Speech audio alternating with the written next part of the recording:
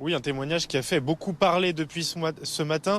C'est un témoin qui explique avoir repéré quelques heures seulement après la disparition de Delphine Jubilard, le 16 décembre 2020, un véhicule suspect. C'était à 2 kilomètres du domicile des Jubilard. Il était entre 5h et 5h30.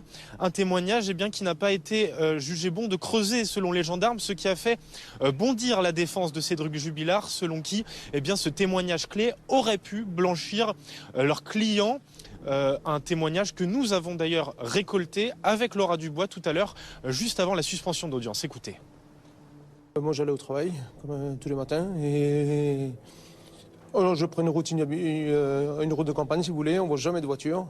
Et ben voilà, ce jour-là, sans le savoir qu'il y avait eu cette histoire de Madame Jubilard, on a vu une voiture allumée sur le bas-côté de la route avec le plafonnier allumé. Surpris sur le moment parce qu'on n'avait jamais vu de personne dans ce chemin, on n'avait jamais vu de voiture et jamais vu personne dans ces chemins de campagne. On s'est posé des questions et plus tard on avait appelé la gendarmerie. Alors pourquoi ce témoignage aurait-il pu blanchir Cédric Jubilard? Tout simplement car à cette période, à ce moment-là, entre 5h et 5h30, Cédric Jubilard se trouvait lui-même en présence des gendarmes à son domicile de Cagnac-les-Mines.